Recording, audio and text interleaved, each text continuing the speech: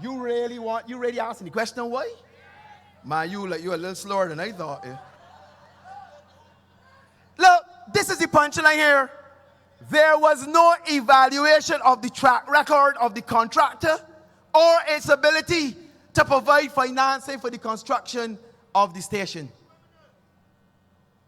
And it goes on and on. There was no performance bond in relation, as part of the contract, 10% performance bond of the contract price is required. To date, that was to the date, the ministry had not provided any evidence or copy of a performance bond being put in place. And then it goes on, problems encountered during the construction of Crab Hill Police Station. The construction process was plagued by a number of problems, which resulted in major delays in the completion of the project and a considerable increase in the costs. Ching ching, ka-ching, ka-ching, ka-ching. These problems included, listen to this, when you get number one in the number two business, a doo-doo company, to do construction, incorrect setting out of the building, you come to plot out the building, use a contractor to give you plans, and you settle the building, and the building is settled right. But you start building faulty construction work, which resulted in the need for remedial work. And they claimed there was a nationwide shortage of concrete blocks. But you never know that there was a nationwide shortage of concrete blocks in Barbados at any time. Do you remember that? Huh? Construction delays. It went on and on and on.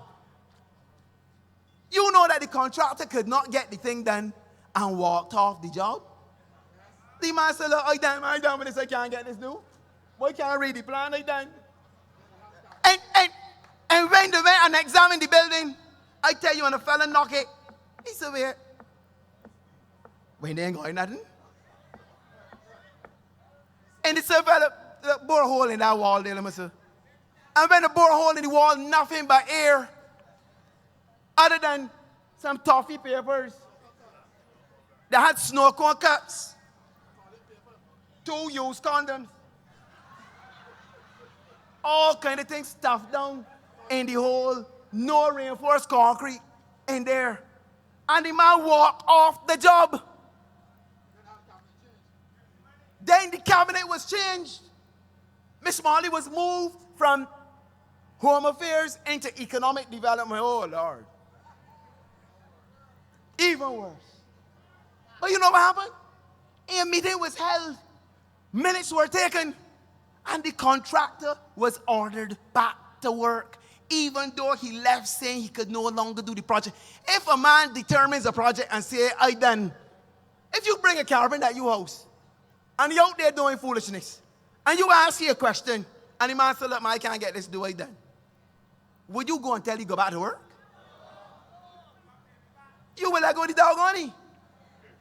The man went back to work. And Miss Motley apparently was present at that meeting. Now, why would she have been at that meeting? She was no longer the minister. But it seemed to have been in her interest to have this man at the job. So in all of that, the government ended up having to spend more than $3 million that they did not budget for or plan for. And the sweetest thing of it all is that this is what the Auditor General said.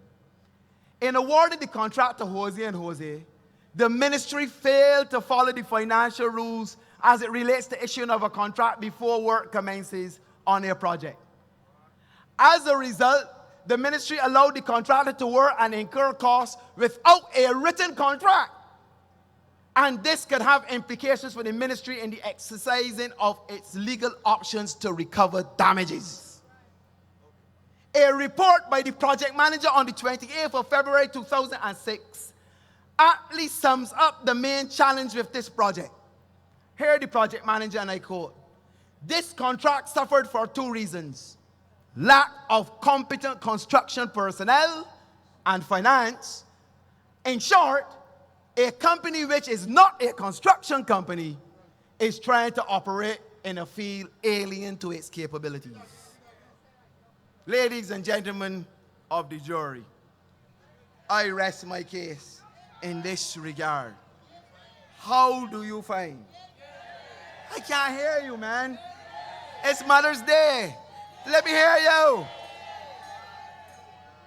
So when Miss Molly comes talking about this Maloney and the next baloney and all kind of foolishness about corruption and next and the third, tell her you want to have a discussion about Crab Hill Police Station. And she has never disputed the fact that the man said in the paper in Barbados today that Miss Motley is closely associated with this company. I ask you the question tonight. Is Miss Motley fit to be Prime Minister of Barbados?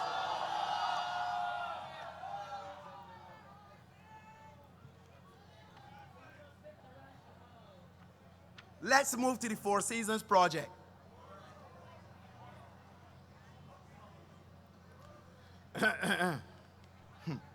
Look, the late David Thompson, God rest him in his grave, was a very trusting man. You know, even though he could be very sharp with his tongue politically, he never really hold grudges against people. And he would never stop and step in front of somebody to prevent them from getting work or earning a living. That's not Thompson. That's the Labour Party. David Thompson apparently was inveigled on by Miss Motley and a fellow called Avinash Prasad that they could put together a restructuring of the Four Seasons project at Paradise, because you know it collapsed sometime around the World Recession. They managed to convince David Thompson not to allow that thing to fail and go into administration, that they can produce a restructuring and revival of that project. Now I understand why Thompson would have done what he did, because it had, not only were we in the middle of a recession, and it was a pretty large project, and you would want it to continue to go in order so that people can get jobs and so forth and so on. But there were some pretty high flyers who had bought or invested in villas down there to be built. People like Simon Cowell and Lucien Granger, the president of Universal Records, and some Russian billionaires, and you know, some pretty big fellas. I believe Lloyd Webber as well. Andrew Lloyd Webber? Andrew Lloyd Webber. Sir Andrew Lloyd Webber. And if they had gone to court and sued that project, it would have given Barbados' name a serious tarnish in the international investment community, particularly out of the UK. So Thompson said, look, if you all can do something to revive it, let's give it a try. Hey. With Prasad came Motley. I understand that the two of them were classmates at Queen's College. That's what I understand. I don't know how true, but I understand that that is the case. As you know, David took ill and passed, and I came in as Minister of Finance. I saw no particular reason, even though I had my concerns about the two. I saw no reason why I should disturb what Thompson would put in place. In fact, I was new to the ministry. I was getting my feet wet. Between 2010 and 2013, 2012, to do what they had to do. And you would have heard me making statements about Four Seasons. And I would have been doing that on the basis of updates and reports being delivered by the same Prasad and Motley. Now, I had no reason to doubt their veracity, And so when you heard me make statements that the project will start soon, they had investors lined up, they were doing this, the villa owners were coming back, and I was going to Parliament and other places and saying these things, I was doing that on the basis of what they were telling me on blind faith. Of course, in hindsight, I really was quite foolish to have believed a lot of it. But I saw no reason to doubt it at the time. Anyway, it soon became clear to me that between the two of them, could not even get a pigeon cup bill, far less an international hotel, because they messed up everything, and when they could not get people to do what they wanted to do, started to bully them and abuse them, including the NIS. I had the IDB come in and say they were going to fund them, and they still couldn't get it off the ground. To the extent where the villa owners met with me at Sandy Lane one Christmas, some of them, and said, Minister, we love Barbados. We will love this project to be restarted. But it can't happen with that crowd who got there. They will never be able to get this done. And I took a decision then, I advised the cabinet, that it was time to move on from those two. But you know, whenever you put a new process in place and people are looking to buy or invest in something, they must do due diligence. And a due diligence exercise was done by a law firm in Barbados, along with the lawyers for Clearwater Bay, which is the government company that holds the guarantee and now the lien on the very Four Seasons property down there. And they asked to see me as a matter of urgency. I said, okay, no problem. I will see y'all. They came to my office in Bay Street and saw me. And they said, Minister, we have a problem. I said, what is the problem? In our due diligence, we discovered that the people at Four Seasons Paradise Limited, which would have then been being run by Avinash Prasad at a very exorbitant amount of money when the month come, I believe more than $20,000 a month, with his legal advisor, Miss Mia Motley, that somehow they have taken the lands of Four Seasons and consolidate them into a company called Paradise Limited. Now, let me explain how this works. The previous developers, in their wisdom, separated the business of Four Seasons. So one company that owned the lands called Cinnamon 88, that held the lands. You had a construction company called, or developing company called Paradise Limited, which hired the contractors to do the construction. And these two were kept separate.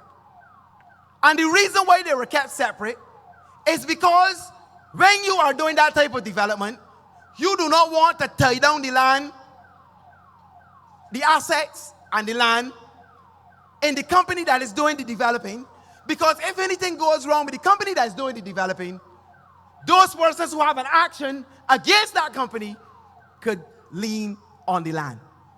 So it is wise and sensible to separate the two.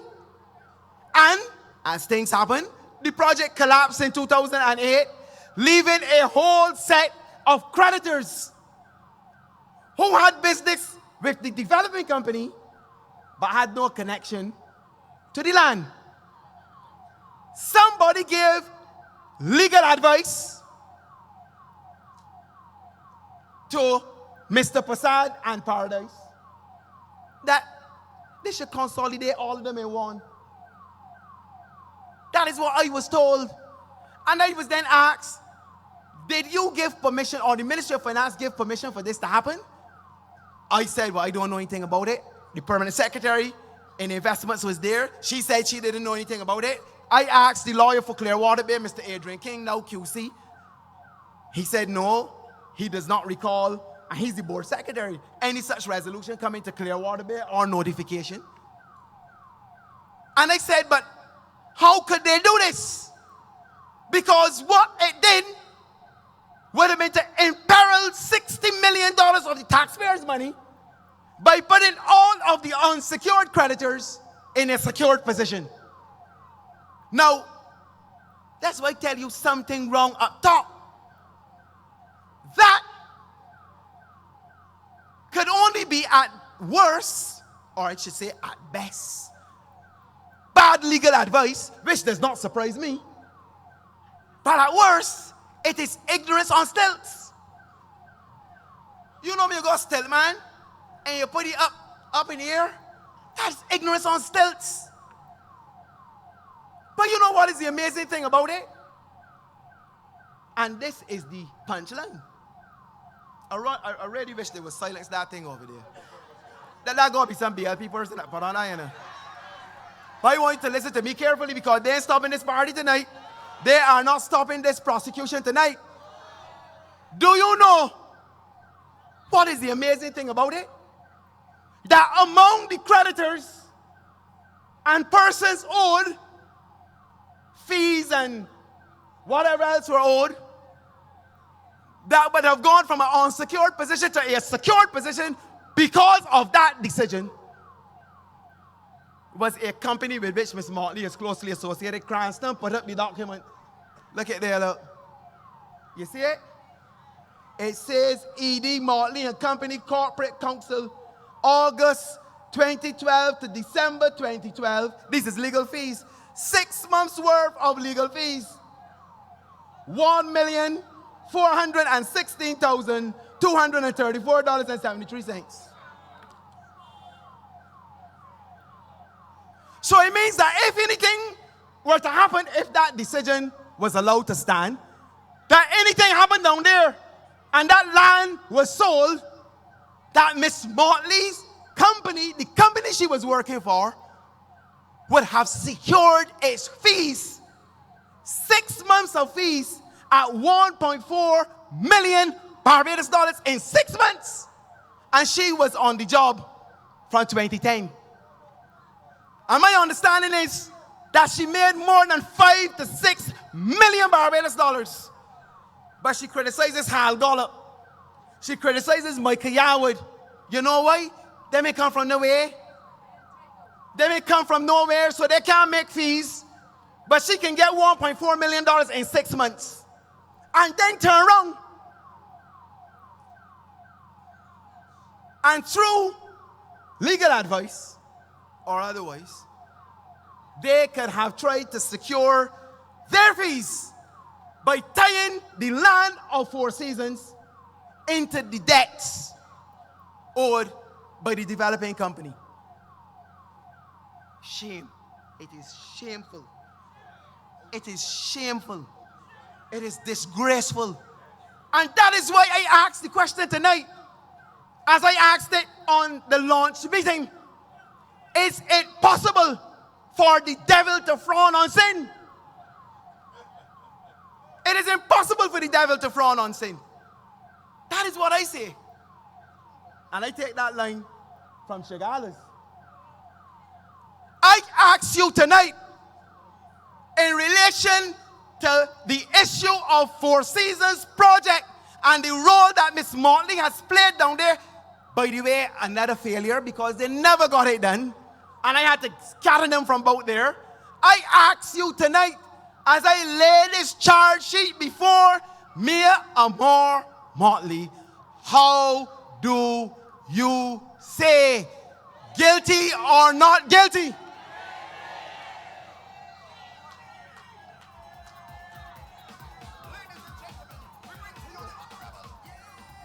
Yeah, you hold on. Hold on. No music yet. I ain't done. Let me present my case to the court. On Sunday night, at the opening meeting, I ask you, in fact, not you, I ask in your presence. Wait, that's Fat Child again? That was it again? Oh, Lord. Oh, Lord, there they go again. I asked Miss Montley a question in your presence. And that question was, were you at the meeting held at the Hilton Hotel with a Nigerian billionaire by the name of Benedict Peters to discuss campaign finance? You know she ain't answered the question up to now. She said she ain't gonna say who she met with. She cannot say whether she was at the meeting. And I made the point that it was my sincere belief that there is the possibility of Nigerian money in the Barbados election. I said so. Look at it, look. Look at the chairs that I had on the platform to sit down in. Have you ever seen an election campaign in Barbados? Look at that, look. Whose money is in? But look, you know there's more than one way to skin a cat. And sometimes the cat will skin itself. And I am not referring to Miss Montley as no cat. Because you know how these people are. You know who these people are. They're going to run off, try to evade the point, and say we went down there attacking Miss Montley. I ain't in that. When I was driving home this evening, you know God is working in mysterious ways. His wonders to perform. Something the Spirit tell me, when you get there by that gas station, open your email. I opened my email and saw a letter from a Leslie Haynes QC, attorney at law from somewhere about in Strathclyde. But we've always known him to be a BLP lawyer. He's writing me a letter, call it a pre-action protocol letter for a Mr. Benedict Peters. And I'm going to read the whole letter from what it is. He says, I act on behalf of Benedict Peters, a Nigerian international businessman of the highest repute. This is where you laugh.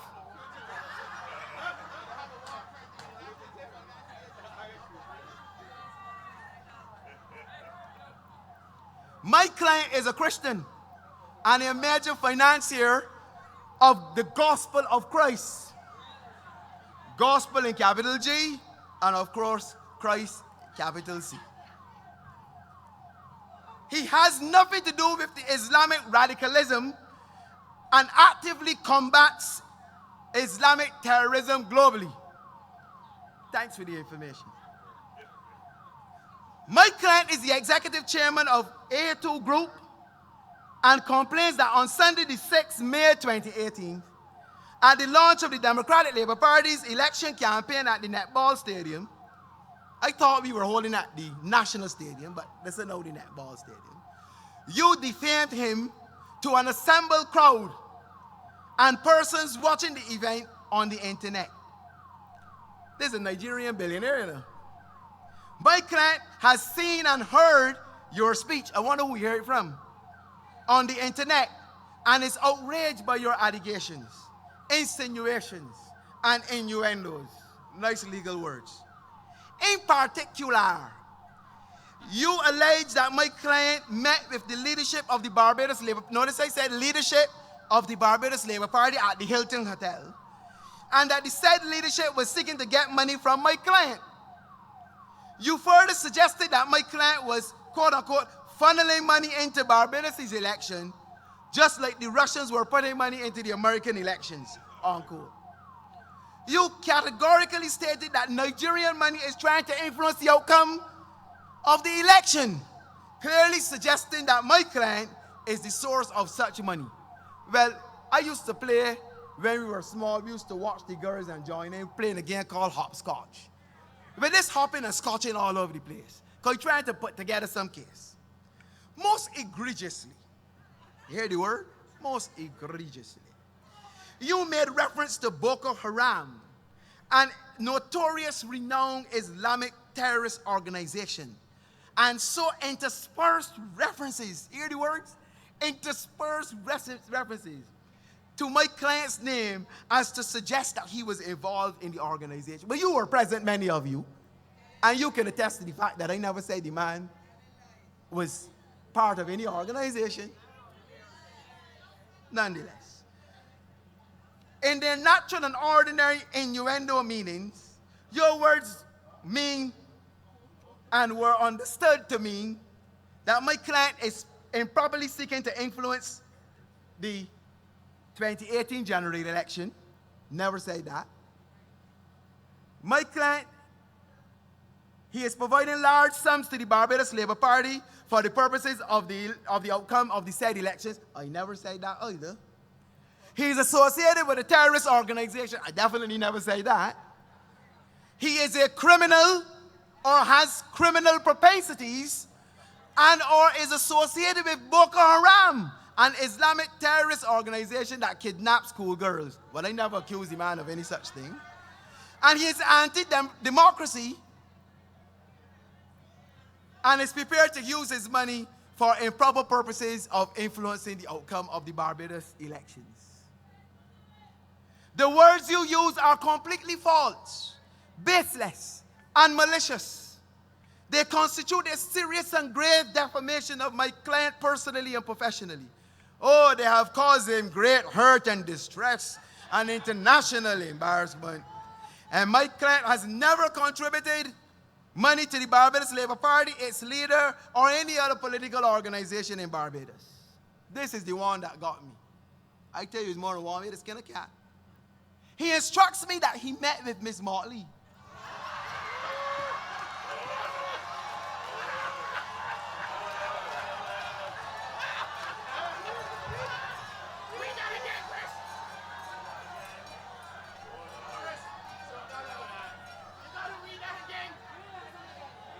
Listen to this.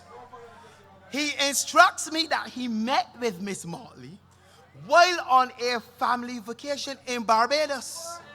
A Nigerian billionaire traveled all the way from Nigeria, halfway around the world, and come to Barbados, stays in the Prime Minister's suite at the Hilton on a family vacation, on which he found the time, quite miraculously and unexplained, to meet with a Miss Mia Motley, who up to now has not yet admitted that she met with him, but at least he skinned the cat. Look, he instructs me that he met with Miss Motley while on a family vacation in Barbados. And listen to this one. This one's sweet like sugar. And the two discuss global affairs and investment opportunities in Barbados and the wider Caribbean.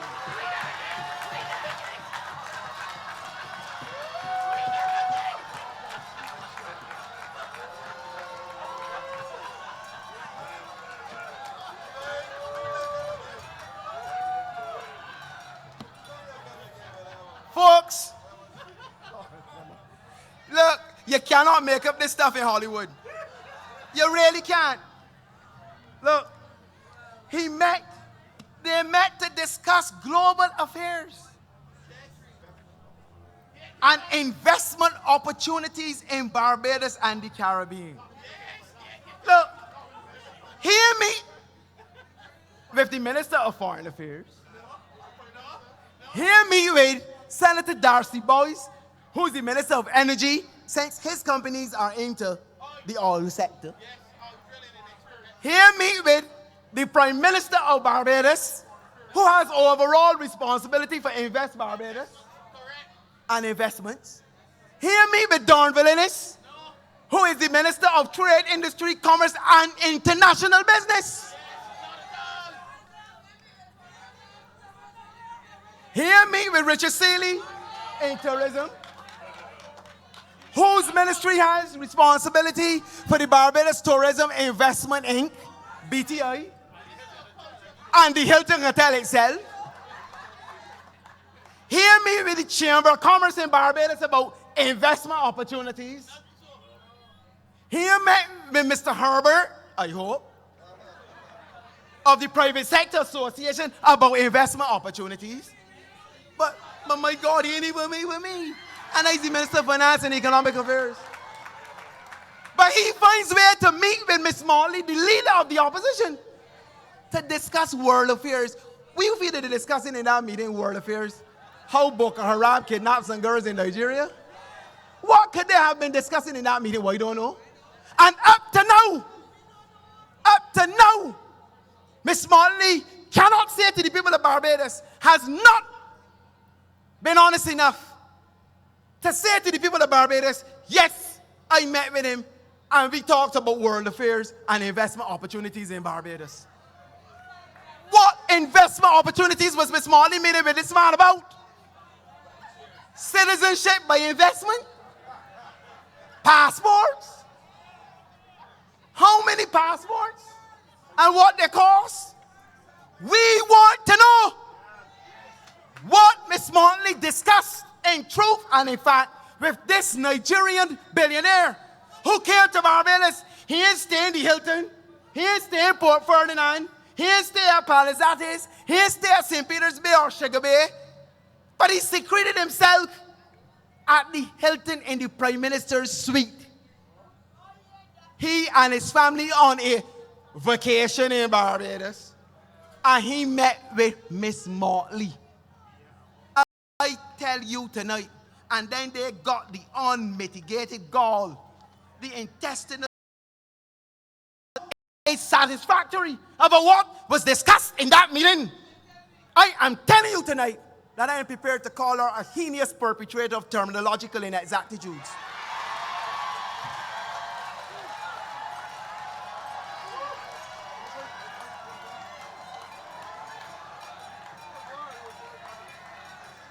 But I made the point last Wednesday that nobody from Sandy Lane or who come down and who born up in Sandy Lane, because they got some people, good people living down there, can frighten nobody from Black Rock. But let me tell Mr. Peters and Mr. Leslie Haynes that there ain't nobody from Nigeria that can silence Chris Sinclair in Barbados. Can't happen. I born here. My neighbor's trained right here. And nobody can come from Nigeria and try to bully me into silence in Barbados. They will have to kill me first. Can't happen. Can't happen. So I get this to my lawyers.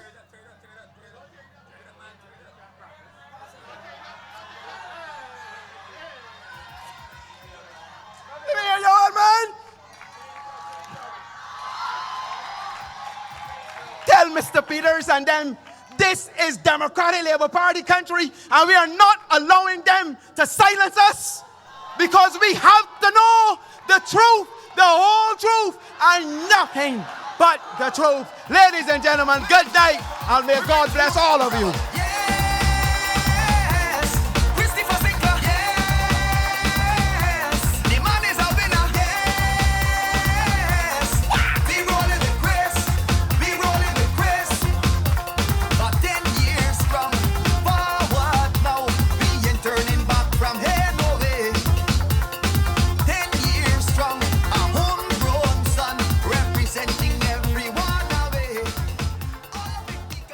Ladies and gentlemen, we have a few things. We have the Prime Minister, and we have Prime Minister's next, and then we have Dr. Eswick.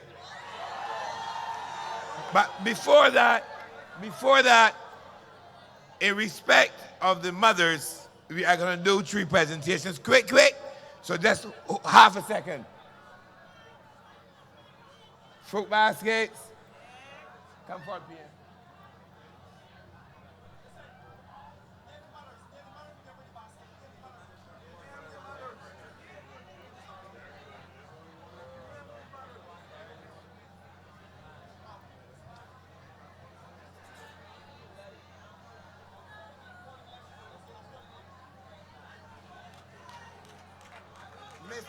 Miss DLP Mac.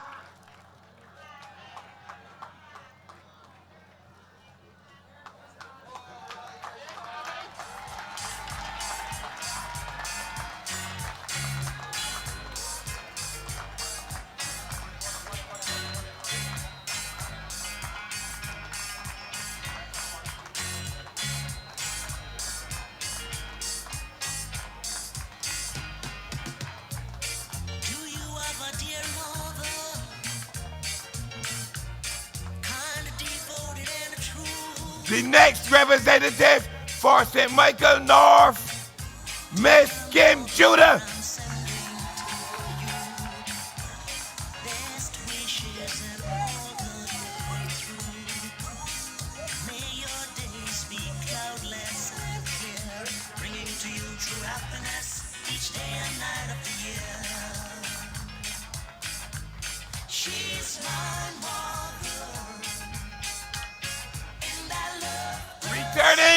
Returning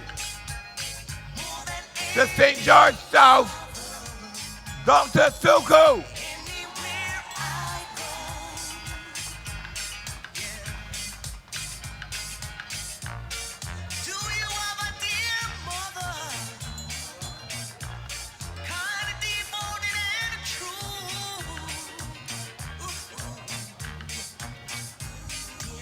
And ladies and gentlemen, Miss Yvette King.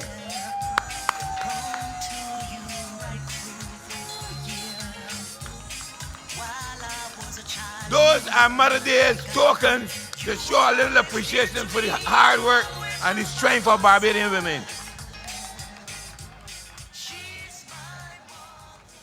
It is getting late and I have to keep it rolling. Now, every time I turn on my WhatsApp and thing, there's somebody cursing the Prime Minister. And he doesn't even respond. He doesn't even respond. But I saw an old clip that they put out today with Noel saying, I'm a married man! I'm a married man! I'm a married man! Wait, who say not? Who say not? I ask you, who say not? Ladies and gentlemen, the Prime Minister of Barbados. Look trouble now, trouble now, trouble now, trouble now. Look trouble now, trouble now, trouble now, trouble now.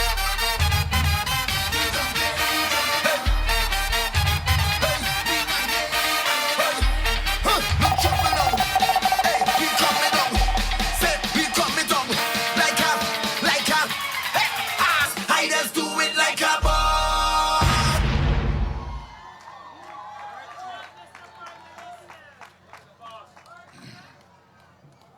Thank you very much, Mr. Chairman. Thank you very much, the family of the Democratic Labour Party. Very pleased to be here in Carlisle Park tonight to promote the gospel according to the Democratic Labour Party. We are in Carlisle Park because traditionally, this has been the stomping ground of the Barbados Labour Party. And we decided to come here tonight to beard the lion in his den. Because for some time now, the Barbados Labour Party has been casting serious aspersions on the politicians of the Democratic Labour Party and have been accusing practically every minister of corruption of some kind and holding themselves up as having been appointed by God to cleanse Barbados of its defilement. I have heard all that was to be said and all that was to be heard about members of my cabinet, how corrupt they are, how many are on the take. I actually heard Mayor Motley in the House of Assembly describe Michael Ashley, who was then Minister of Housing, as a 10% man. Now, we took all of that. We did not murmur or complain. We did not behave like crybabies. Because we are men and women of spine in the Democratic Labour Party.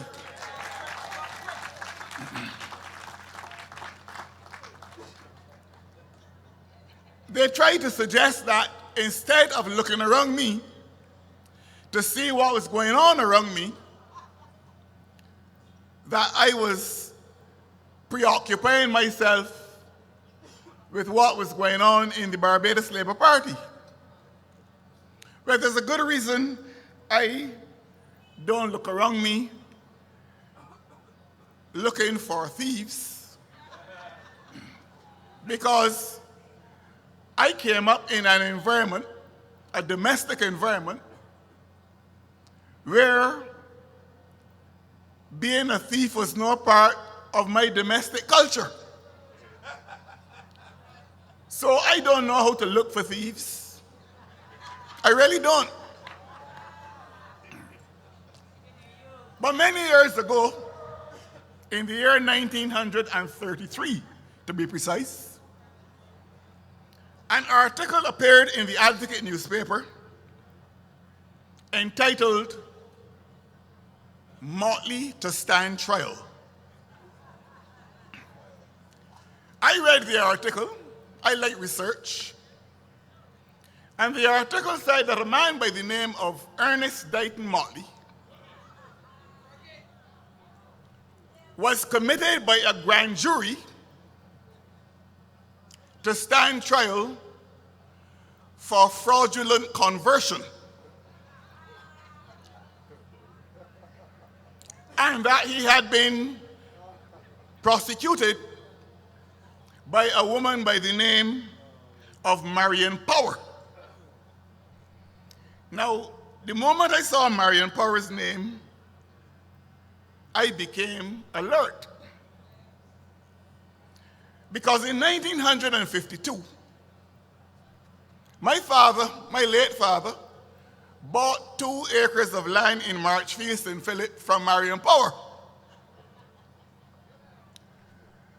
And it emerged that this Ernest Dighton Motley was a debt collector and real estate agent for Marion Power. And that there was a man by the name of Joseph Jemmett who owed Miss Power some money. And Mr. Motley was charged with the responsibility of collecting it. When no money was forthcoming over a fairly extended period of time, Miss Power ran into Mr. Jemmett and accosted him. "Why do you owe me money and are not paying it to me?" Jemmett, of course, was taken aback, was quite surprised, and said, "But I've paid you." She said, "No, you have not paid me." And Jemmett, of course, produced the receipt to show that he had paid the money to this Ernest Dighton Motley, who had never paid it over to Marion Power. So she went to the police, and Ernest Dighton Motley was charged with an offense and committed by a grand jury of Barbados. We had grand juries in those days, to stand trial for fraudulent conversion. Now, if that were the end of the story, I would have been a happy man. The magistrate before whom that case was done was a magistrate by the name of Erskine Ruel Latourette Ward, E.R.L. Ward, who subsequently became a member of the Democratic Labour Party and who sat in the Senate of Barbados and who barely broke with Barrow in around 1966 over independence here in Winter Crawford.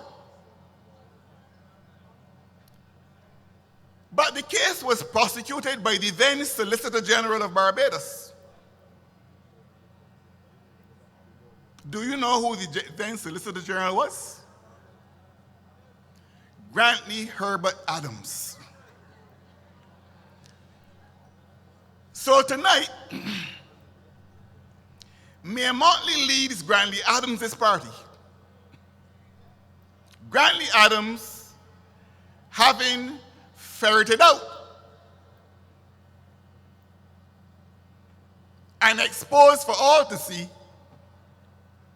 the thievery of her grandfather. So I can understand why she always has to be looking around her for thieves. If my personal history were like that, I would be looking for thieves too. But I never had that kind of experience, and therefore, as Richard Steele so well said last night, quoting St. Paul, whatsoever things are true, whatsoever things are honest, whatsoever things are just, whatsoever things are pure, whatsoever things are lovely, whatsoever things are of good report, if there be any virtue and if there be any praise, I think on those things. We are here tonight to get Ms. Motley to answer some questions. And I hear Chris Sinclair talking about meeting with a Nigerian and about campaign financing and so on for this election. That does not surprise me. I am Prime Minister of Barbados. I am Minister of Defense and Security. I am Minister of Immigration. Look, in 2013, for that election, intelligence reached me as Prime Minister that the same thing was about to happen. The only thing was that the contributor and donor was to come from somewhere else. Owen Arthur was being persuaded by some of the same operatives in the Barbados Labour Party, including Ms. Motley, to go to a neighboring CARICOM country, whence they would travel to Caracas, or Caracas would come to them to arrange campaign financing, and of course, to discuss what the quid pro quo would be. To his credit, Arthur said, no, he can't do that. When all is said and done, this is Barbados. And we have certain standards we must maintain and certain standards to which we must subscribe. To his credit. So Chris must be informed that this is not exceptional behavior. This is a thought process that results from the inculcation of bloodline politics. Now, Barbados has so far had 7 prime ministers. When Errol Barrow became leader of Barbados, he had never held a ministry in any government, so he had no record to examine. When Tom Adams became prime minister in 1976, he had never before held any ministry in any government, so he had no record to examine either. When Bernard St. John became Prime Minister of Barbados in March 1985, he had been a Minister of the Crown for 9 years, but on any objective evaluation, a good, hard-working minister of tourism and international trade. So his record would bear examination. When Erskine Sandiford became Prime Minister on the 1st of June 1987, he too had a ministerial record. He served as Minister of Education here in Barbados for a number of years and as Minister of Health for a short time. And his record too would bear examination. You have never once heard anybody call the integrity of St. John or Erskine Sandiford into question.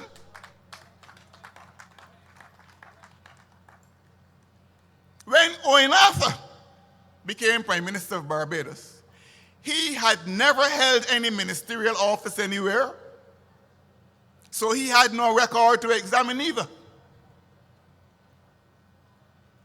And when my predecessor, David Thompson, became Prime Minister, he had been Minister of Community Development between 1991 and 1993, and Minister of Finance between 1993 and 1994. And his record stood up to examination.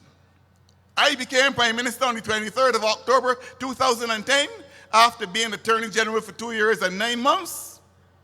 And I've never once heard anybody say that my integrity was open to any kind of question.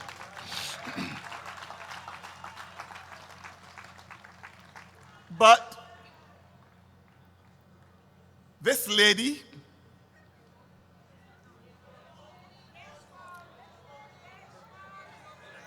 today is Mother's Day, okay? This lady who wants to become Barbados' 8th Prime Minister held ministerial office for 14 years in this country between 1994 and 2008. She was Minister of Education. She was Attorney General and Minister of Home Affairs. And she was Minister of Economic Development.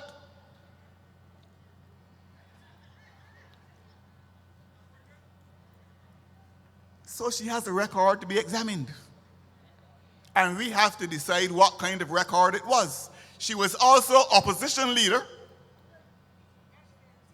from 2008 until 2010, and then from February 2013 until the present. She is still opposition leader. The Prime Minister and opposition leader's office continue until new ones are appointed, like members of the cabinet as well. So there's a whole range of contexts in which Mia Mottley has to be examined. Quite frankly, I don't have to examine her in too many because I never trusted her. I never, and this is very much unlike me, I never respected her too highly either. But she's one of God's children, and I treat her with those basic courtesies which you extend to other human beings like yourself. I wish her no ill. But let me say this.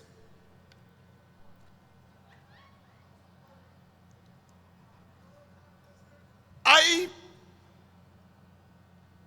led the Democratic Labour Party into the 2013 general election. And I had hoped for an incident-free general election and did everything in my power to keep the standards of the Democratic Labour Party as high as possible and to challenge the Barbados Labour Party to keep their standards high as well. Yet, there was one incident that sullied that 2013 general election. And that incident, not surprisingly, occurred in the constituency of St. Michael Northeast. A young voter, female, out of Jackson Tenantry, went into the polling booth, cast her ballot, then was seen by the presiding officer to reach into her pocket, take out a cell phone to photograph her ballot. An alarm was raised, and the police were called. The woman was questioned,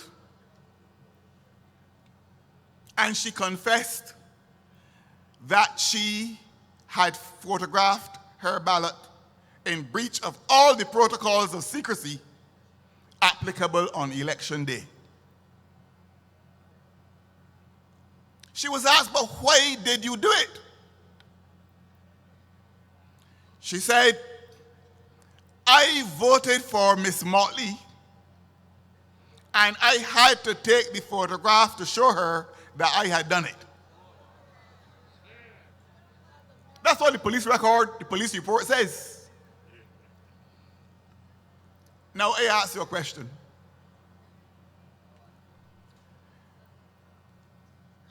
Hundreds of people in St. Michael South, which I now represent, and people in St. Philip South, which I used to represent, have told me, I am going to vote for you. In 1999, I beg your pardon, when we lost the general election and lost nearly all of our seats, I got 523 votes more in St. Philip South than I had got in the previous election, but still lost. And the people who told me that they were going to vote for me, I took them at their word. I am never looking for thieves.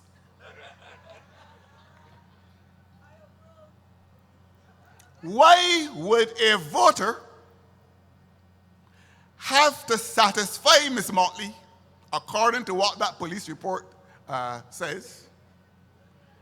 Why would that voter, that young female, have to satisfy Miss Motley that she had voted for her? We are here tonight to get Miss Motley to answer some questions. And that is my first question to Miss Motley. What was the story behind, and she knows the young woman I'm talking about, that young woman having to photograph her vote in breach of every election protocol to satisfy her, Miss Motley, that she had voted for her? When you see, that sends a signal of how power will be used if you are given too much of it. Because if you're only opposition leader and people have to satisfy you on something as basic as that, I shudder to think what would happen if you were armed with prime ministerial power. And that is a question that whether Ms. Motley answers it or not, I want to make sure that you ask it and answer it. Because that will determine, or that will reinforce your determination to ensure that she never sits in the Prime Minister's chair to corrupt all the institutions of Barbados. So that's one question that I want answered. There's another one I want answered. There used to be a bank around here called Barclays Bank. And there used to be a bank around here called Canadian Imperial Bank of Commerce. Neither is around here now. In the year 2002, the Corporate Affairs Registry received communication that these two banks were going to be merged. And since they were going to be merged, they wanted to apply for a change of name. Because since the merger was going to ensure that they weren't called Barclays anymore or CIBC anymore, but they were going to be called a new name, they applied for a change of name. They were informed that it was not only an issue of any change of name, that had to happen too. But when inquiry was made, it was revealed that Barclays was going to be selling its shares to CIBC. Barclays, of course, was an external company, and therefore was required, if it was going to transfer its assets to CIBC, or any of its assets to CIBC, to pay property transfer tax and stamp duty. There was a lot of dilly-dallying and dithering and toing and froing over this whole issue of the payment of property transfer tax and stamp duty. And it emerged that the people at the corporate registry dug in their heels and made their position very clear that property transfer tax and stamp duty had to be paid. Some of the attorneys involved for the respective companies were contending it was only a change of name, they were just coming together and so on. And the people at the corporate affairs registry said, no, it isn't that. You're transferring property, and therefore property transfer tax and stamp duty have to be paid. Then all of a sudden, they started receiving telephone calls from somebody they described as Miss Motley, asking why the transaction was taking so long.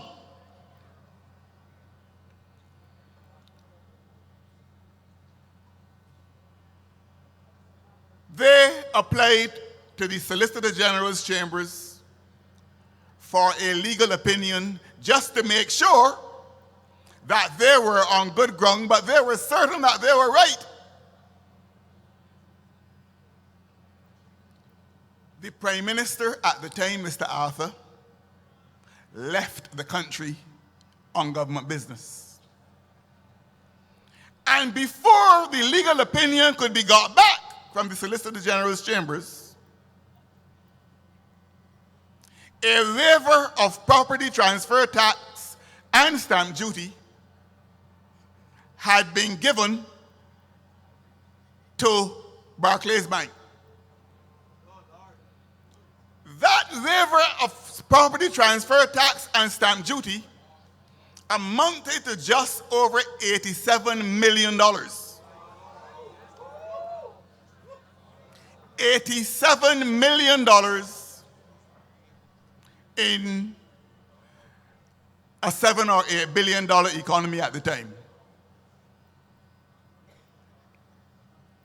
My second question tonight is for Ms. Motley to answer. I don't know who granted the waiver. I know that my most diligent inquiries have revealed that the Prime Minister, the substantive Prime Minister and Minister of Finance was not here, so he could not have exercised any responsibility or power or discretion under Section 86 of the Financial Institutions Act. And my intelligence has not disclosed that any other minister of the Crown was calling about the corporate affairs and intellectual property office asking why the thing is taking so long. But the Treasury of Barbados had to forego the sum of just upwards of $87 million as a result of that waiver. I want that question answered.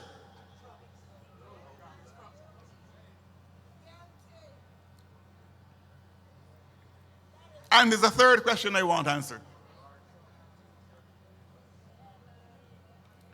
In 1995, a man who rejoices in the name of Elliot Dayton Motley had 2 judgments lodged against him for monies due and owing to the Income Tax Department. Upwards of $1 million, the 2 judgments accounted for. That's 1995.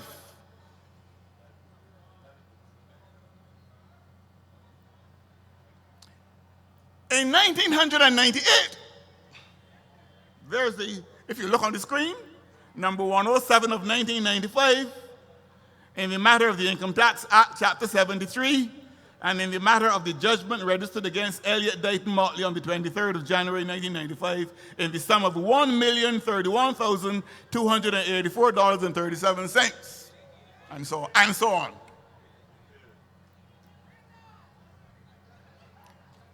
In 1998, I was still member of Parliament for St. Philip South, practicing law. I walked into the registration department one morning, and to my shock, consternation, and surprise, everybody in there seemed to have had a frown on their face. So I said, what is wrong? And all I could hear them saying, but this is unfair. This is unfair. You got to have a certain surname in Barbados to get these things done. Ordinary people can't get these things done for them, and only certain people can get them done. And this grumbling was going on consistently, insistently, and persistently. Then I managed to calm the nerves of these people down. They drew this matter to my attention and said that they have to pay their taxes, but here was a situation where just over $450,000 of that tax obligation was being written off by the Arthur administration. Again, my most diligent inquiries revealed that this matter had been raised with Owen Arthur, and I'm going to challenge him to come out and to verify what I'm saying. If he wants to take the blame for all of this, it is quite all right with me. My most diligent inquiries revealed that this had been raised with him.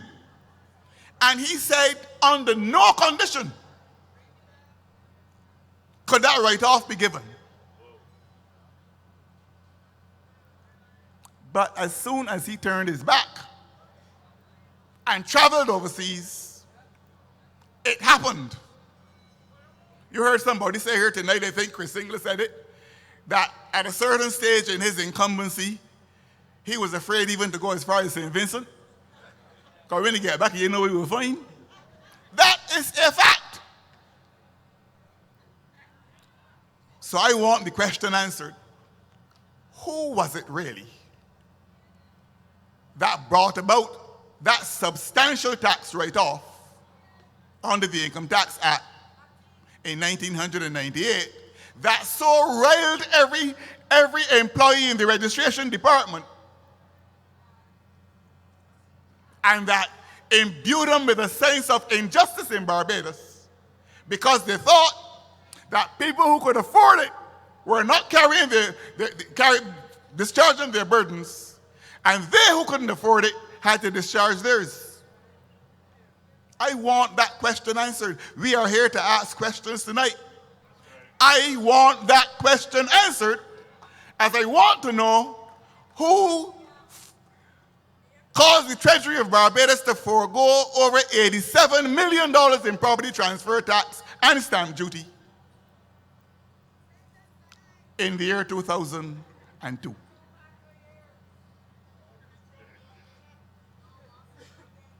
But I and all,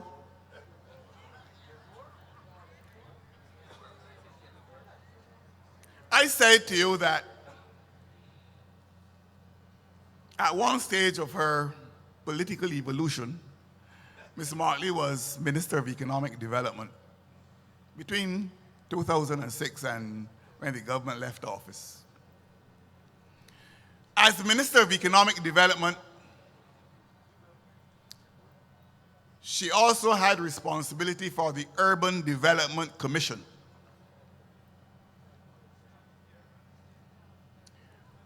Under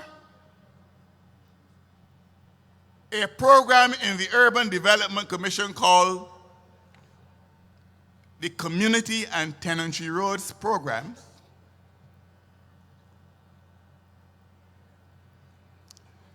contractors, road repair contractors, were given work to repair roads in communities and in tenantries and so on.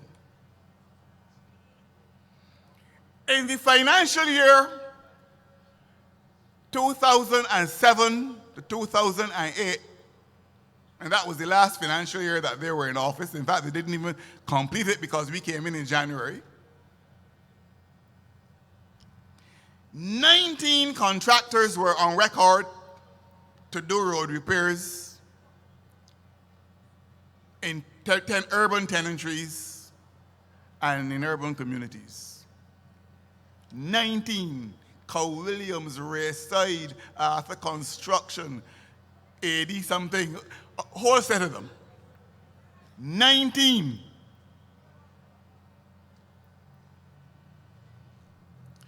Do you know who for that financial year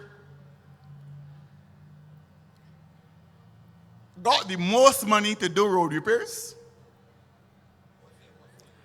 A company called Jose y Jose.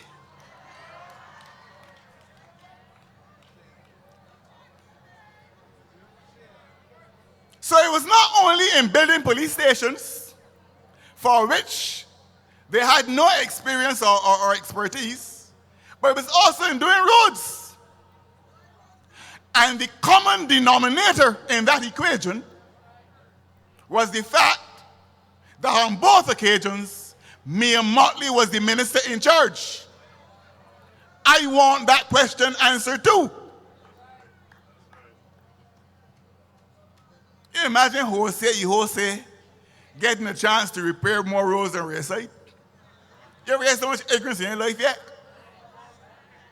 There was a man in Brayton and St. Philip by the name of Grafton Holder, who, if I told him that, he would say, Prime Minister, well, that's the most magnificent ignorance ever to take place in internal combustion.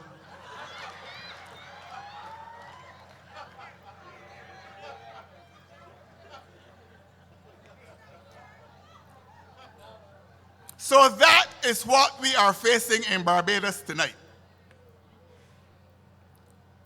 The woman I just described to you has her eyes fixed on being the 8th Prime Minister of Barbados. You don't have to tell any lies on her. The most powerful weapon against Mayor Motley is to tell the truth about her.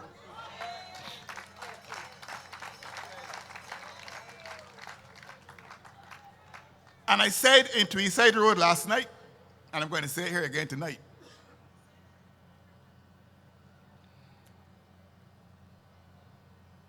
there used to be an evangelist called Billy Graham. He died recently.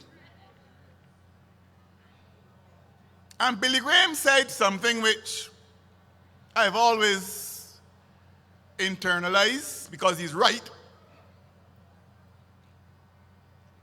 He said, if you lose your money, you have lost nothing. If you lose your health, you have lost something. But if you have lost your integrity, you have lost everything.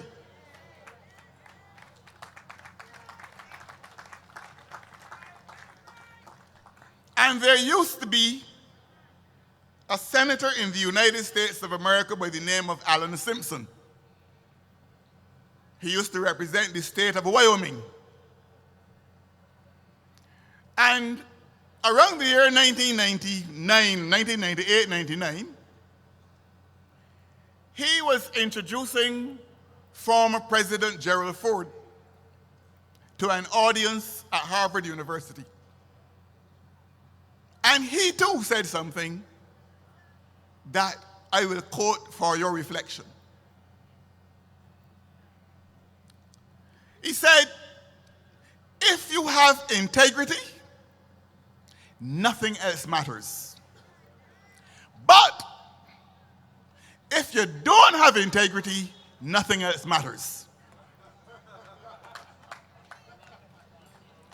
So that is what we're dealing with tonight. I want to know where people like George Payne, Dale Marshall, Ronald Toppin, Ralph Thorne, Glenn Clark, and that bunch stand in relation to Mayor Motley when in October 2010, when she got ousted as opposition leader, she came to me, Frundle Stewart. This is not the first time I'm saying this, or the second time, or the third time. I've said it in public over and over again. She came to me when she was replaced by Owen Arthur, when her parliamentary colleagues did not think that she was suitable to be leader of Barbados, to be leader of the opposition, or to be the leader of Barbados even. And she came to me and said to me, but she also got that weapon of mass distraction, Liz Thompson, to call me on the same subject as well. Telling me that she wanted to give me some advice, that I should not allow Owen Arthur to settle down, that I should call an election before he settles down, and that I didn't have to worry, that she knew that Hartley Henry and I were not close, were never close, but that she could get Hartley Henry to help me, and I didn't have to worry about that. All I had to do was to use him and then dump him. She told me that, and Liz Thompson the same thing. Now tell me something, I've said it before, I say it now. Use and dump are no part of my vocabulary. Never have been. My origins, the son of a maid and an artisan, do not allow me to see people as people to just use and dump. And that is no part of the thinking of the Democratic Labour Party either. But I want to know where people like Dale Marshall and George Payne, Ronald Toppin, Ralph Thorne, Glenn Clark, Cynthia Bradshaw, all of them, Kerry Simmons, where do they stand in relation to Mayor Motley's philosophy of use and dump? That is what that manifesto that Richard Seeley and Chris Sinclair were talking about is about, you know. Use the people of Barbados, promise them anything, use them and then dump them. That's what that is about.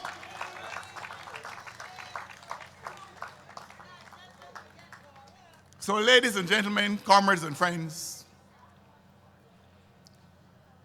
we have put some questions up to be answered. And I want to repeat, if Owen Arthur does not want to be stained by all of this, he needs to come out and because my intelligence has certified that he was not here, My researchers have revealed he wasn't here.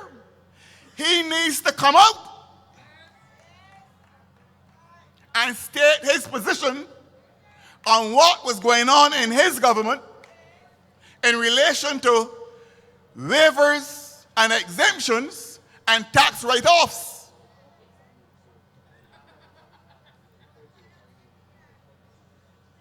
In the meanwhile, though, we in the Democratic Labour Party have a solemn duty to discharge. And that solemn duty is to ensure that the corridors of power are not tainted by the presence of anyone who may be suffering from a deficit of personal integrity. That is our obligation. We did not have that problem with Dlpbarbados, with all of Tom Adams' faults. We didn't have it with him. We didn't have it with St. John. We didn't have it with Erskine Sandiford. We didn't have it with the same Arthur. We certainly didn't have it with David Thompson, and you certainly don't have it with me. So our obligation on May the 24th is to make an emphatic statement of the values to which we subscribe as a party and the ideals that we want pursued for our country. And you can only do that by voting for the Democratic Labour Party. Thank you, ladies and gentlemen. Good night. Mayor Motley is a despot, and she believes that she has a right. Trevor Prescott expressed it on a platform. He said that she had a divine entitlement to these things. Mayor Motley does not have a divine right to be a despot over us. Despot, despot, despot.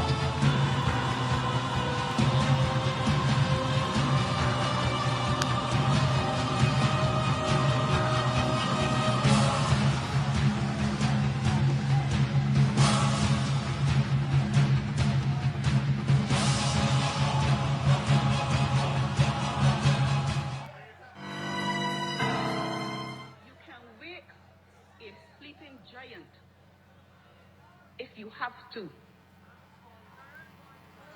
But you could never sanctify a demon, even if you dress it in white.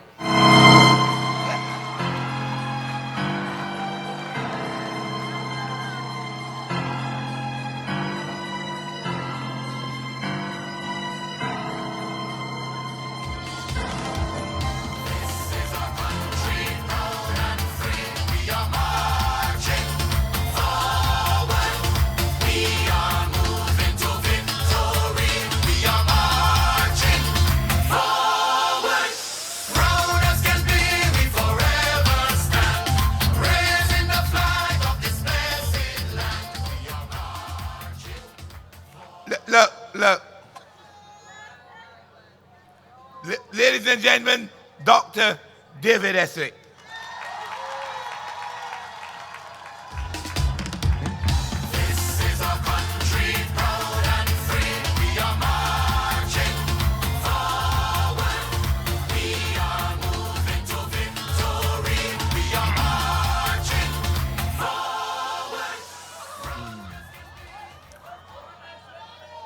Good night, ladies and gentlemen. It is indeed wonderful to see so many of you here tonight. I am hoping one thing, voice don't fail me now.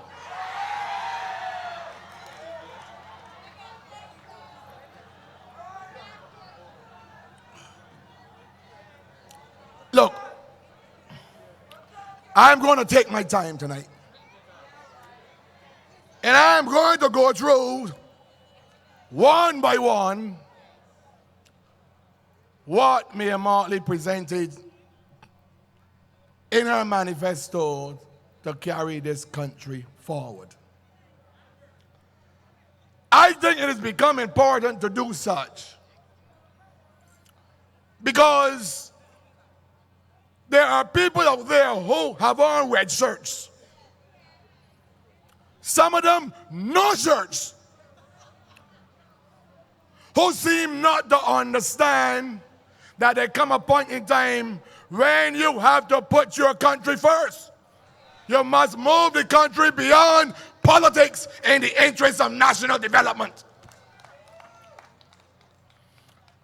And I myself was very taken back when I saw what Mayor Motley had presented to Barbados as the solutions to the country's problems. Let me start first by how we got to where we are now. This is what you need to understand, family of the DLP, and those persons are listening out in TV land and on the internet. No government at all chooses to raise taxes for no reason. None.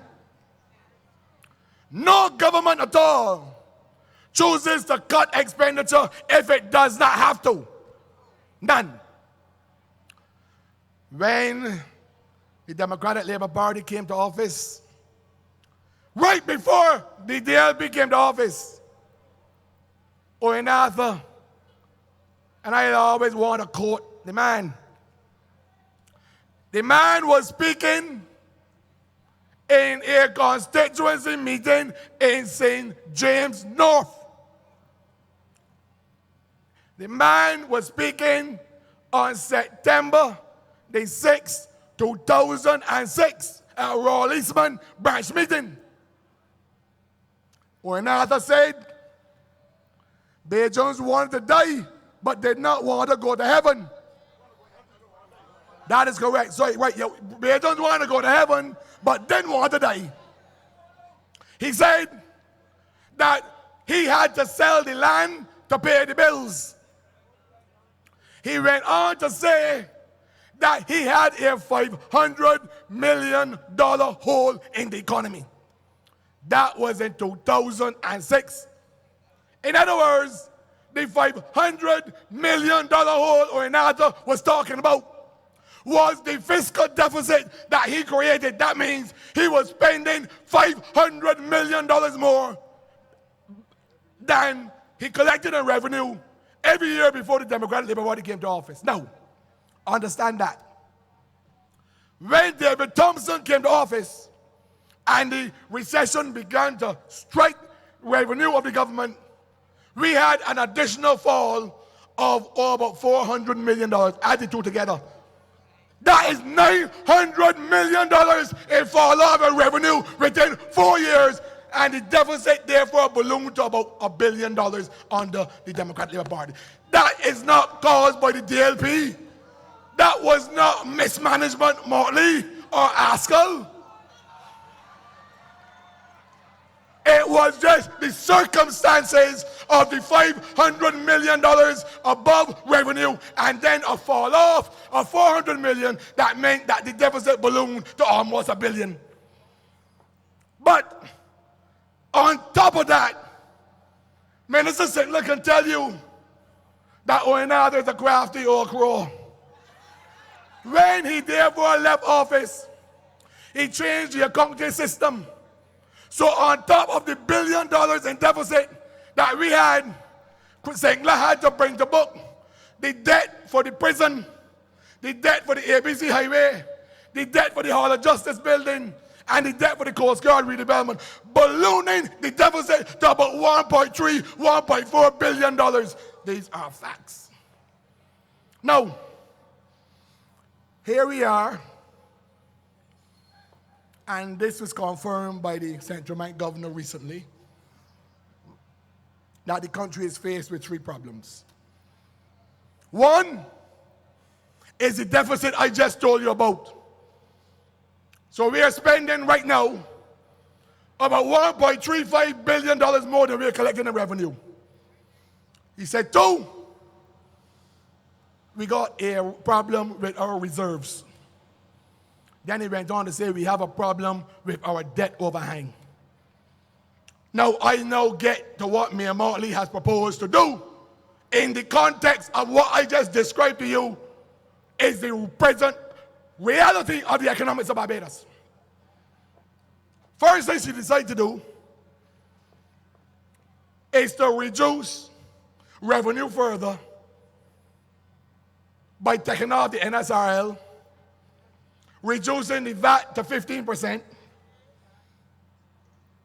But Mayor, you already got a deficit of $1.4 billion.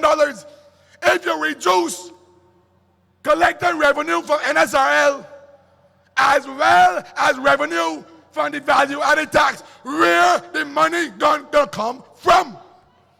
You worsen the deficit position. You don't understand that.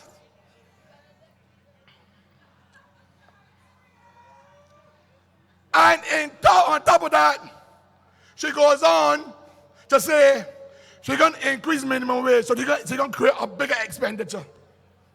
She's going to turn around and go on and increase non-contributory pensions, increasing more expenditure on top of what I told you was $1.3 billion to start with. Now, what frightens me most of all is the notion of abolishing the road tax and the non-contributory pension. Let me explain these two for you very, very, very, very slowly. If you abolish road tax and you choose to put a tax on diesel, an excise tax on diesel, additional tax on diesel, and on gasoline, Motley, Maskell, Strawn, Cattle, don't you understand that if you put a tax on diesel, the Light and Power uses diesel to produce electricity? Don't you understand that the electricity bill will go up in the country? And your telephone bill? Don't you understand? Because of that, transportation costs gonna go up, which means all the minibus men, all the fleet vehicles that use diesel, all the you that got diesel vehicles and motor cars, they gonna go up. Don't you understand that it means that your biscuit, your bread, your rice, your cheese, your milk, your eggs gonna go up when I look.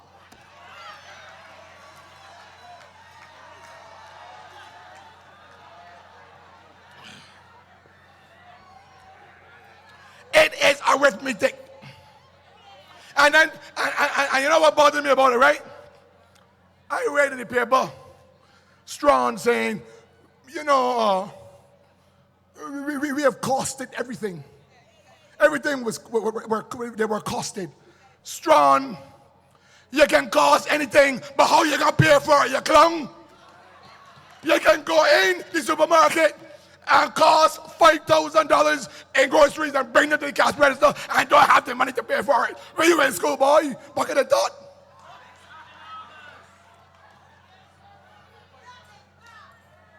No, these are the facts. Let's deal with the non-contributory pension. Let me explain to you something. A non-contributory pensioner that gets a non-contributory pension does not contribute to it. So therefore, if you can increase the pension to a group of people who don't contribute to it, well, then the increase got to come for the people who contribute to it. Then it means that the 45% increase is going on the back of all the young men, young women, and people working right now in Barbados. You would expect shortly thereafter that you have to come in Barbados for an increase for the employee contribution as well as the employer contribution to satisfy that fact. Dumb idiots.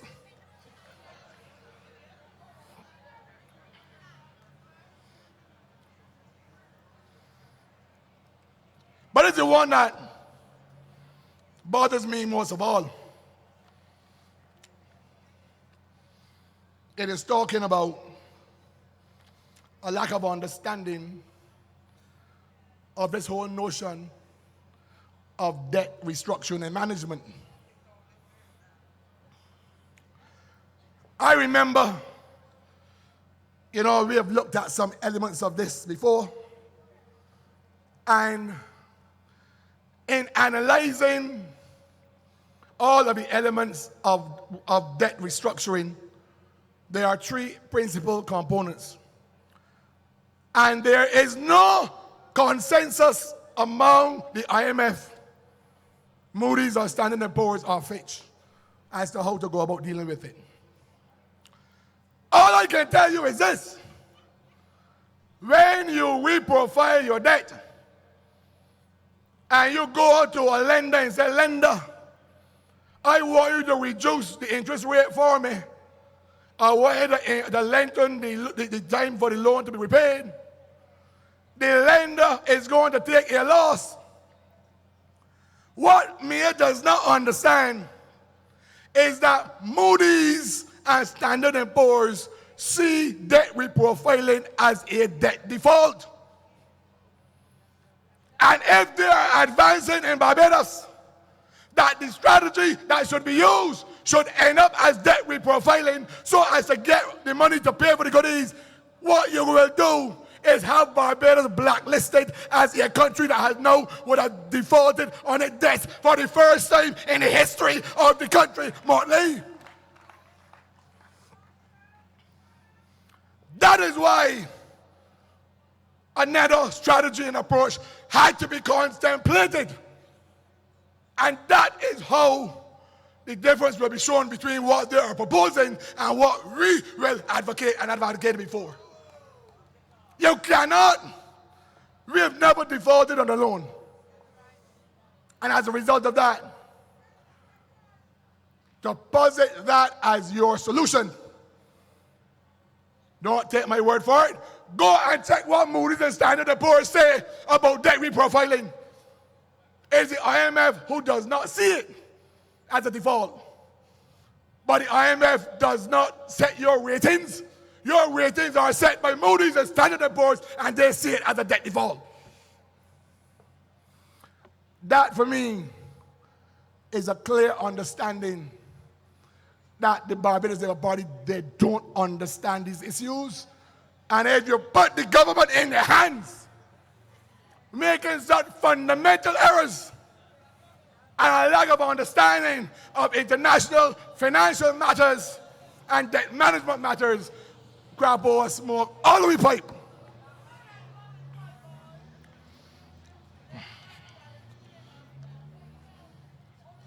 Look,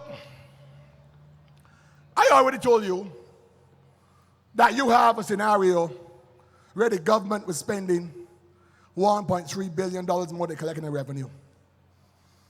So I want to find out from here, if that is the case, how can you create a scenario where you choose to give back free tertiary education, the cost, to be borne by government?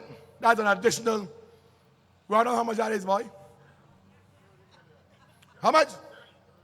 An additional $30 million a year. I want to understand if you're going to give back that and the increase in non-contributory pension may end up somewhere between 20 and 25 million. And then when you finish all of that, you're going to drop the value-added tax. You don't know what the impact is going to be in terms of how it affects expenditure. But the philosophy is false. The reason why, if you accept that the country has a foreign reserve problem, and we import 80% or 85% of everything that we use, from the time you create a situation where there's more money flowing around in the economy, 80% of every dollar bill on average will be spent overseas buying foreign goods. What will happen to the reserves? What will happen to the reserves that they say are a problem? Have they told you how to go fix the reserves? No. See, for me, this is basic arithmetic. I'm not fancy nothing. You start out with having a higher expenditure than what you get in revenue. And what Mayor Martley's policies are set to do is to lower revenue and increase expenditure. That is a patchwork job, and a job that would bury Barbados and destroy this economy for a long, long time, in addition to destroying the national insurance scheme. And again, I ain't telling you nothing that you can't understand. So, you know how to make a decision. And that decision is going to be very simple. If you're going to accept, in addition to what you have heard on this platform tonight, on matters of character and integrity, then you add that to a set of proposals that cannot work at all. There are nothing more than political folly. Then you have to make a decision, ladies and gentlemen. None of those measures are solutions to any of the problems that the central bank governor has said face this country. So, 24th is coming very soon, and you have a decision to make. Our choice for us is very clear. The choice for you should also be very clear. The Democratic Labour Party has stood in, and I'm going to explain this way. I want to know what you would have want Chris Sickler to do. If by the time the party came to office, he was faced with a deficit of $1 billion. That means the country spending $1 billion more than collecting the revenue. And then when he had to book all of the debts that were in after head, ballooned to $1.5 billion. That is equivalent to you earning $2,000 a month in salary and spending out $3,500 every month. How are you going to get ends meet when you have to send school to children? You got to keep the hospital running. You got to keep welfare working. You got to keep the buses operating. You still got to get people to school every day. We didn't create that. We found that by circumstances, and where we decided to manage it, to hold the economy together, was to say to the people of this country, look, these are the facts. Let us cut and contrive until things get a little bit better. And as a result of that, we said, you know what? We need more revenue. How are you going to get more revenue if you don't increase taxes? So we made some tax adjustments. We made some adjustments on the expenditure side. And all that has happened was that was the scenario that we were faced with. That is not mismanagement. If that is what mismanagement is, well, I want to be mismanaged every day.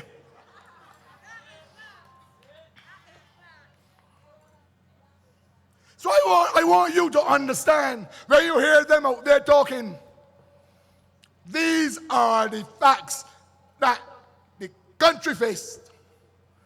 And these are the facts that this administration had to manage to hold this economy together and so on. The job is not completed.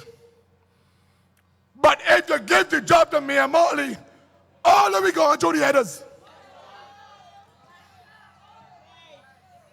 So I only want you to understand that you now must go out there. You got to now stay strong. You got to now do the thing. You got to go outside there and get people who out there talking a bunch of nonsense to understand the basics as we have described them tonight. And I have to have confidence that our people went to school. I have to have confidence that they can understand basic arithmetic and logic. I have to have confidence that we can move beyond the glitz and glamour beyond the walk-up culture, beyond the money being spent up in St. John, up in St. Philip, in St. George, all about the place. I want Barbadians, I don't care what shirt you're wearing, to sit and understand what I've tried to describe to you in basic language. That you would understand that if there's one time and one election, that it cannot be about a blue shirt and a red shirt. It has to be about where Barbados is now, how we got there, and how we can carry it forward, and what me and Motley has advanced cannot get it done. So the ball is in your court. I am comfortable with the job the members, my colleagues have done. And I am comfortable with the job that the Prime Minister has done. I know it hasn't been easy. And there were times when we don't always agree, but that's part of life. But I can't agree with the rubbish that they put out there in their manifesto. I can't agree with that. And all I can say to you is when the DLP has advanced its manifesto, come out in your numbers, because that is when we will show them what we will do and how we will resolve the problems of this country going forward. I have a fundamental problem that manifesto is what Maskell can come up with as the advisor, as well as Strawn. And then, I don't know the young lady, but at least I know those two from what they write. It is the most idiotic, jumbled, hodgepodge, bunch of arithmetic incompetencies that I have ever seen in my life. No, it should go in a Jose truck.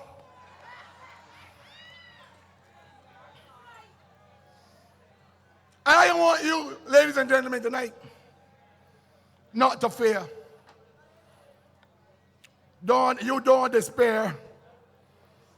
Barbadians are intelligent people, and they will take the right decisions come May the 24th.